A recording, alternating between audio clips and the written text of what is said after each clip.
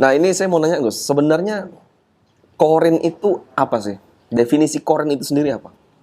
Itu kalau misalnya manusianya sendiri sudah meninggal, ini keberadaan korinnya di mana? Berpendapat bahwa Gus itu apa istilahnya aji mumpung lah gitu, karena dengan kasus seperti ini kan lagi blowing up nih. Ya, waktu saya pulang ke Malang Bang, itu kan barengan sama ibu-ibu penumpang Sriwijaya SC.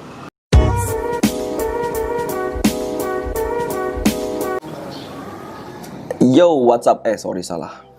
Sorry guys. Assalamualaikum warahmatullahi wabarakatuh. Selamat siang, salam sejahtera, salam kebajikan, nama budaya, shalom. Nah, baru saya lanjut. Yo, what's up guys? Sorry guys. Biasanya saya membuka tuh seperti itu gitu loh. Nah, guys, pada hari ini di video kali ini ada yang cukup menarik. Jadi kemarin itu Gus Idris Official bersama tim itu membuat sebuah video yang berisi tentang kegiatan penarikan korin atau mengecek langsung tentang musibah kejadian jatuhnya pesawat Sriwijaya Air SJ182 dan langsung ke lokasi pada saat itu Gus ya, langsung di tengah laut Kepulauan Seribu.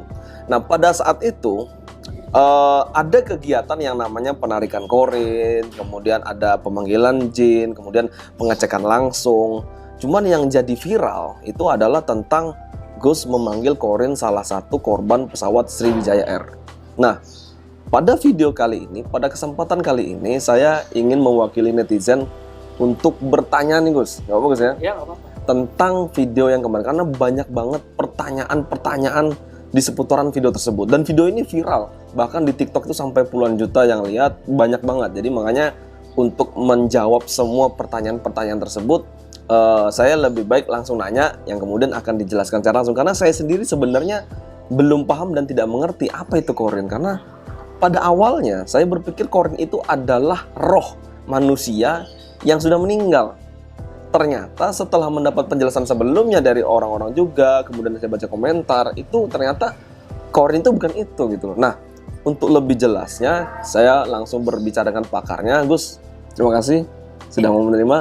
Nah, ini saya mau nanya Gus, sebenarnya korin itu apa sih? Definisi korin itu sendiri apa? Korin itu jangan sampai salah sahabat ya. Korin itu beda jauh dengan ruh, bukan ruh ya, kebanyakan salah kaprah. Korin ini ruh yang sudah meninggal, itu ruh kembali kepada Allah. Yas'alunaka 'anir ruh qul ruh min amri rabbi. Korin ini apa? Korin artinya pendamping kan. Korin itu pendamping. Jadi ketika diciptakan manusia, muncullah pendamping tersebut. Ya, bedanya apa? Ketika manusia itu meninggal atau wafat, korin masih ada, cuman nggak bisa masuk ke alam barzah. Nah, itu satu. Apa dalilnya? Menurut Al-Quran, menurut Islam tentang korin itu apakah ada? Ada dalam Al-Quran. Qala qarinuhu rabbana ma adghaytuhu walakin kana fi dhalalim ba'id. Nah itu dalilnya. Korin bertanya, ya Tuhanku, ya Tuhan, sebenarnya bukan saya yang menyesatkan mereka dari golongan manusia, mereka sendiri yang menyesatkan diri. Tinggal kita caranya bagaimana berlindung kepada Allah Subhanahu wa taala ketika ada bisikan-bisikan yang mengajak kita ke dalam kemungkaran. Contoh malas ibadah nih, was-was hati ketika sholat, ibadah, baca Al-Quran itu malas. Asyaitonu ya'idukumul faqra wa ya'murukum bil fahsya wallahu ya'idukum maghfiratan minhu wa fadla wallahu wasi'un alim. Lindunglah kepada Allah. Oke.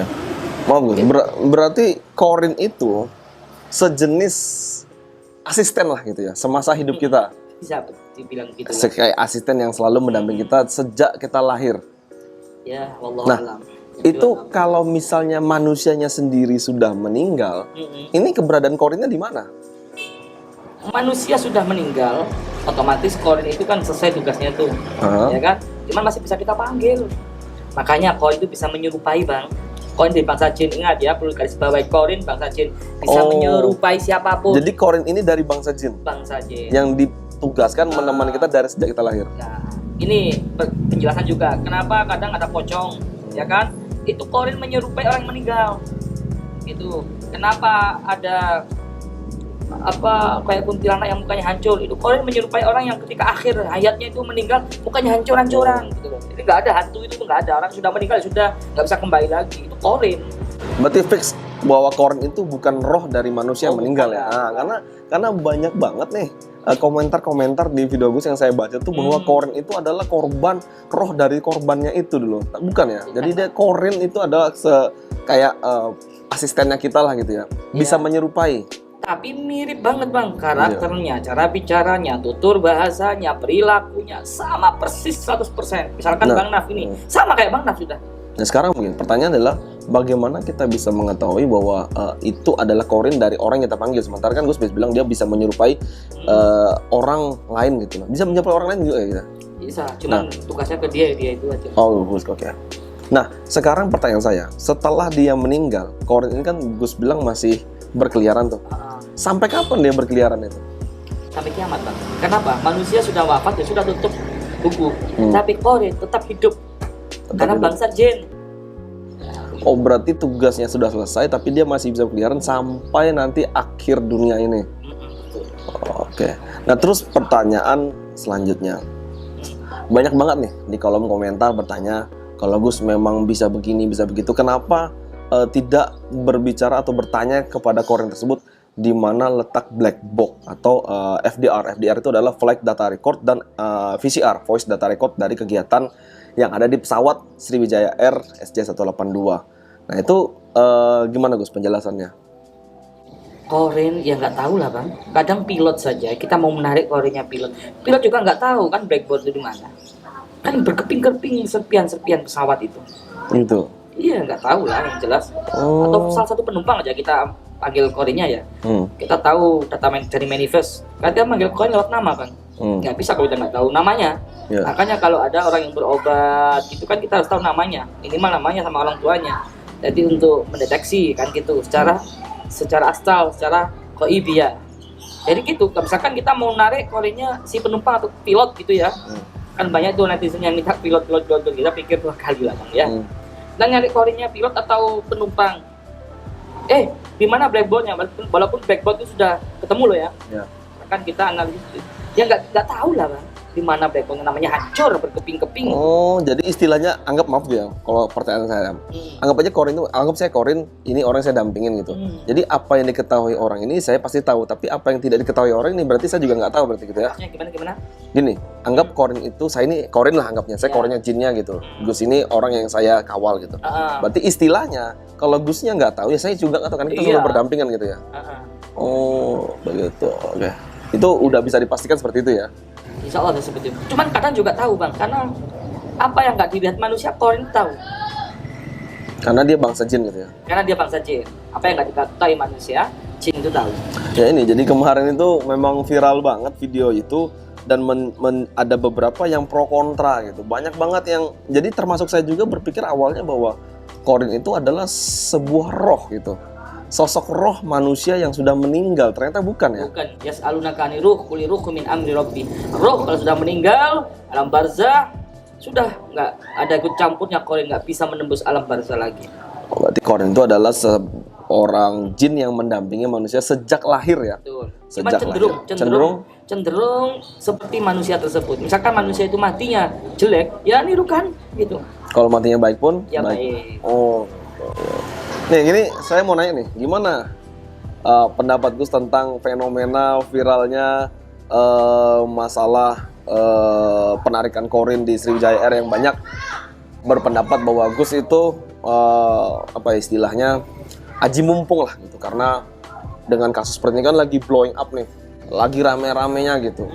Itu apakah memang ada ini gitu? Saya itu lagi bertanya, kenapa Gus sampai bela-bela datang ke tempat kejadian di lokasi jatuhnya pesawat Sriwijaya Air gitu. Apakah memang aji mumpung karena ada kesempatan lagi berita seperti ini atau ada apa? Baik, yang pertama kenapa saya sampai ke tempat lokasi tersebut ya. Waktu saya pulang ke Malang, Bang. Itu kan barengan sama ibu-ibu penumpang Sriwijaya SC. Kita sempat komunikasi lama karena beliau butuh cas HP-nya wafat HP-nya mati ya. HP-nya mati. Kenapa? ini ribet, dia curhat. Sekarang pesawat kok ribet ya, gini pakai. Bentar Gus, maaf Gus, saya potong. Itu maksudnya Gus kemana? Dari mana kemana maksudnya? Saya ke Malang. Dari Jakarta. Dari Jakarta, Hari Soekarno-Hatta. Yang hari Sabtu itu berarti. Iya. Oh, jamnya sama ya? Jamnya sama, kita ketemu di situ sama. Cuman kan sama-sama delaynya. Oh ya. Cuaca buruk. Oh ya benar Ya, benar. saya berangkat jam 12, itu kan jam 1 berapa gitu ya. Ya. Jam 2 atau jam 1 gitu. Hmm. Memang ketemu kita di situ. Demi Allah kita ketemu di situ. Oke. Yang membuat saya ternyuh ada sebagian kata dari beliau ya. Saya nggak sempat menghubungi keluarga. Ini HP saya mati, tolong pinjamkan cas untuk saya. Kemudian ketika kita turun di Bandara Abdurrahman Saleh Malang, ada kabar Sriwijaya tujuan Pontianak dari Soekarno-Hatta hilang, lost kontak. Tek bang hati saya bang. Sampai nggak bisa tidur di Malang itu. Terngiang-ngiang wajahnya jelas, ibu-ibu itu kasihan banget. Disitulah kemudian saya balik lagi ke Jakarta besoknya. Keinginan hati untuk langsung ke lokasi itu kuat banget gitu loh bang. Bukan aji mumpung ya, aji mumpung apa sih kalau kita pengen pencitraan, kalau kita pengen pansos, kita bisa akal-akalan di pesisir laut aja. Seakan-akan kita tinggal bilang ke netizen, hey netizen, ini loh sekarang saya lagi di perairan Pulau Kaki, Pulau Laki, Pulau apa? Pulau Seribu. Pulau Seribu, tinggal gitu aja, netizen nggak mungkin tahu. Iya nggak? Kenapa Kemarin saya harus langsung ke lokasi? Kemarin saya lihat juga di video itu langsung berada di tengah-tengah, kemudian ada kapal TNI juga yang ini apa itu. Nah, kemudian pertanyaan saya selanjutnya, setelah ini kan banyak korban-korban yang masih belum diketemukan. Misalkan banyak banget ya Gus, kenapa nggak langsung bantu Basarnas aja untuk menemukan Ya kan, di mana lokasinya gitu. Nah, pertanyaan saya gini, misalkan kalau misalnya mayatnya udah jatuh di mana-mana lah gitu ya kan, karena sampai sekarang kan masih banyak yang belum ditemukan korbannya. Kira-kira misalnya ada kata dari Basarnas yang tiba-tiba meminta bantuan Gus, tolong membantu dari secara koordinat, apakah itu bisa dilakukan? Suatu kebanggaan dong bagi saya, karena saya bisa membantu kemanusiaan. Suatu kebanggaan, dan saya akan upayakan semaksimal mungkin untuk membantu jiwa kemanusiaan saya gitu Pak. Sesuai apa yang saya bisa gitu. Karena banyak banget bertanya, kenapa nggak bantu Basarnas nggak usah begini, biar dari Gusnya aja gitu. Soalnya kan banyak yang meminta seperti itu gitu. Ya kan bukan tugas kita. Oh ya. Kalaupun dari Basarnas meminta kepada kita, ya kita siap. Lagi waktu kita kemarin ke tengah-tengah lautan itu banyak sekali korin-korin yang menuding gitu, gini gitu loh kan. Cuman nggak ditampilkan karena ada kepentingan itu sudah ditangani ya. Oke. Yang jelas di dasar lautan hancur. Mungkin ada yang mau disampaikan Gus? Apa ya? Sampaikan apa? Terkait tentang korban Sriwijaya Air ini. Jadi sekali lagi saya juga turut berduka cita, karena kalau misalnya saya di posisinya Gus pula, mungkin saya akan merasakan hal yang sama gitu. Karena pada saat itu kan saya nggak tahu bahwa saya bukan di posisi seperti Gus yang pada saat itu langsung bertemu dengan salah satu penumpang korban Sriwijaya Air gitu ya. Nah sekarang Gus, saya mau bertanya yang terakhir nih. Ya. Silakan. Kalau misalnya korin tersebut berbohong, apakah itu dimungkinkan? Sangat dimungkinkan korin berbohong, namanya aja bangsa jin Bang. 50% benar, 50% salah. Berarti, cuman sepengetahuan kita ya, pengalaman kita, kalau sesuai korin itu pasti Bang, ini pengalaman aja ya, menunjukkan kebenaran Bang. Biasanya menunjukkan kebenaran. Tapi juga kadang-kadang bisa berbohong. Kadang-kadang bisa berbohong, namanya dari bangsa jin ya. Kalau orang itu hidupnya baik, soleh, itu korin tersebut juga ngikutin. Misalkan nih, orang soleh ya, tiap harinya baca zikir, itu korinnya baca zikir terus Pak. Tetapi kan tadi Gus bilang di awal bahwa jin ini kebenarannya tidak bisa dipercaya. Betul. 100%. Iya. Nah sekali misalnya seorang manusia setiap harinya selalu menunaikan ibadah sholatnya, tidak pernah lupa baca Al-Quran, tidak pernah lupa sholat, zikir terus, sholawatan terus, apakah korinnya juga tetap masih bisa dipercaya 100% atau masih tetap 50%? Tetap 50%. Jangankan kita, Rasulullah saja, Rasulullah SAW kita ditanya apakah termasuk engkau ya Rasulullah memiliki korin pendamping. Iya, saya juga memiliki pendamping untuk korin. Cuman saya berlindung kepada Allah dan dijaga oleh Allah. Di antara orang soleh Rasulullah sendiri. Oke, jadi sudah jelas, sudah terjawab gitu. Karena viral banget tuh di dunia maya, yang mungkin banyak yang belum tahu bahwa Qorin itu bukanlah roh manusia. Jelas ya, berarti jelas ya kawan-kawan, jelas sahabat Gio, jelas guys, bahwa Qorin itu bukanlah roh dari manusia. Qorin itu adalah jin ya guys ya? Adalah Jin yang ditugaskan menemani kita sejak lahirnya kita ke dalam dunia ya. Nah, sepeninggalnya manusia tersebut, Qorin itu masih berkeliaran sampai dunia kiamat. Gitu guys ya? Iya. Oke, mungkin Saya ada satu lagi Bang yang saya sampaikan untuk netizen ya. Semua hidup ini pasti kan ada hikmahnya, ada ibrahnya. Allah menciptakan segala-galanya itu pasti ada hikmahnya dan ibrahnya. Pertanyaannya, tulis di komentar. Kenapa Allah menciptakan Qorin? Untuk apa hikmahnya? Ayo tulis komentar sebanyak-banyak. Ayo giveaway. itu kalau saya tanya dijawab sekarang nggak itu? Oh, janganlah. Jangan, Itu giveaway. Oke. Kenapa Allah menciptakan Qorin ya? Apa hikmahnya? Oleh Iya, apa hikmahnya? Karena juga kebenarannya tidak bisa dipercaya 100% gitu.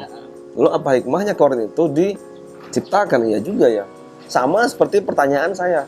Kalau misalnya saya nggak tahu ya, kalau di agama lain kan saya pernah baca bahwa manusia Adam dan Hawa itu bisa jatuh ke dalam dosa pertama kali karena kalau di dalam Kristen itu ada memakan buah kuldi gitu ya. Sama juga di Muslim. Sama. Nah, pertanyaan saya, kenapa Allah itu menciptakan buah ini? Padahal dia tahu bahwa manusia Adam ini kalau memakannya dia akan jatuh dalam dosa gitu loh. Apa hikmahnya dia menciptakan buah ini gitu loh? Ya itu pertanyaan juga. Rabbana dhalamna anfusana wa illam taghfir lana wa tarhamna lanakunanna minal khasirin. Itu Nabi Adam dan Siti Hawa. Setelah dihukum oleh Allah turunkan ke bumi, dia berdoa minta ampun sama Allah, akhirnya Allah ampuni dosa-dosa. Iya, saya juga bertanya seperti itu, kenapa Allah menciptakan gitu loh? Ya pasti ada hikmahnya. Tidak ada suatu kejadian di muka bumi ini melainkan ada hikmah pelajaran di situ, Bang. Nah, ini pertanyaan buat para sahabat yang pakar-pakar di dunia spiritual. Dan ternyata Bang, di dunia spiritual ini Qorin bagi kami loh ya, bagi kami ya. Allah alam kalau bagi sahabat-sahabat. Ini banyak manfaatnya sekali, Bang. Oh ya? Iya dong. Untuk sisi apa misalnya? Nah, kalau dunia spiritual Anda terjun dan ahli dunia spiritual pasti tahu lah. Qorin ini banyak sekali manfaatnya untuk pengobatan gaib. Nah, pertanyaan saya, apakah semua orang, nih saya bertanya terus nih, nggak apa-apa ya. Jadi apakah semua orang bisa memanggil Qorin atau hanya orang tertentu? Semua orang bisa, saya kira. Apakah ada kewajiban ritual atau apa dalam pemanggilan Qorin? Kita tinggal kirim Fatihah, kalau menurut Islam tinggal kirim Fatihah saja namanya dan buku kandungnya sudah cukup. Datang itu pasti. Seperti saya bisa manggil? Bisa, tapi kalau melihat nggak tahu ya. Nah. Harus belajar buka cakra ya. Oh, jadi harus bisa melihat dulu. Aktivasi kelenjar. Pasti bisa atau Apa pasti bisa, manggilnya atau melihatnya? manggil? Pasti bisa. Oke. Misalnya saya, Batin. kalau misalnya sih, saya mau manggil Qorinnya masuk ke dalam tubuh siapa, kalau ternyata tidak ada efek, berarti yang salah siapa nih? Sayanya berarti apa gimana? Pasti ada efek lah, Bang.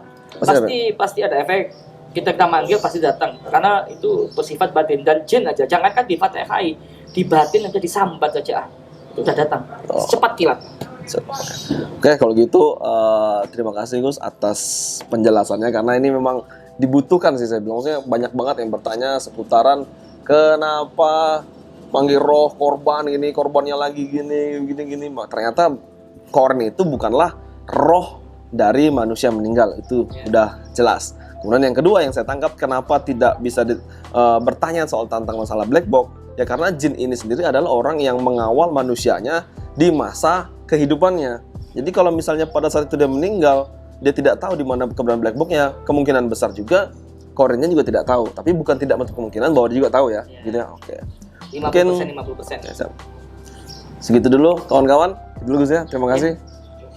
Ya, terima kasih sudah melihat video ini. Semoga tayangan ini bermanfaat buat kita semua dan menjawab semua pertanyaan-pertanyaan yang ada di videonya Gus Dus, karena jujur viral banget, bahkan wah pertanyaan itu melebar kemana-mana gitu, jadi ada pro dan kontra. Oke? Ini izin di upload di Gio Bapak ya, Bang? Oh silakan, nanti kita lihat. Oke, kalau gitu mungkin karena di upload di Gio boleh ditutup Gus.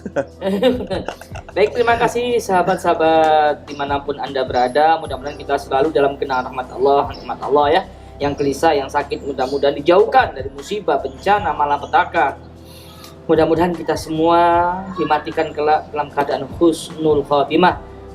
Kami mewakili dari seluruh tim Gio berduka cita yang sedalam-dalamnya ya, belasungkawa terhadap korban, keluarga korban musibah jatuhnya pesawat Sriwijaya SJ182. Mudah-mudahan awalnya diterima di sisi Allah, diampunkan semua dosa-dosanya dan diangkat derajatnya setinggi-tingginya, jadikan raudhah min riyadil jannah. Amin ya rabbal alamin. Cukup sekian dari kami. Saya nutup nih. Ya. Ya sudah. Mohon maaf sahabat. Wassalamualaikum warahmatullahi wabarakatuh. Adios.